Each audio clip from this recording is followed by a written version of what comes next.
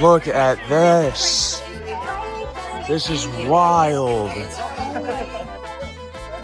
Oh, this is sick. As you guys can see, this is the brand new entrance sign and entrance for La Fiesta de la Tazas, the teacups. And they look great, nicely refurbished teacups. Not complete just yet, but it will go right back into the original Q house, which looks like it's going under another refurbishment right now. But this whole area is just being fully transformed. It is incredible.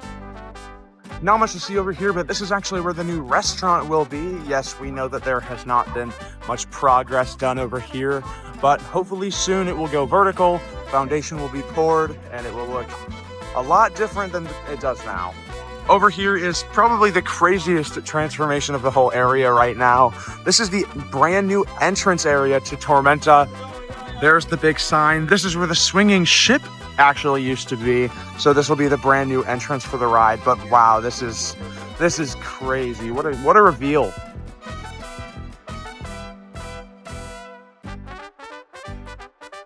You can see that the ponds and fountains have been completely refurbished, and they will obviously be full whenever all of this gets complete. So this is really incredible.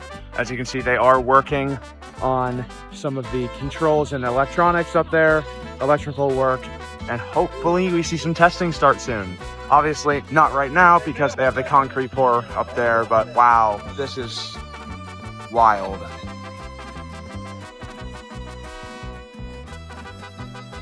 Of course, there's where the new Spain entrance sign is going to be. Looks pretty bare bones right now, and that's because it is. And of course, the elephant in the room, we have the bull statue. This is a lot bigger than I was expecting, but with it being in the very middle of the pathway, this looks incredible. Looks like they are ready to put a plaque on that little rock there. But yeah, this is so freaking cool. Wow.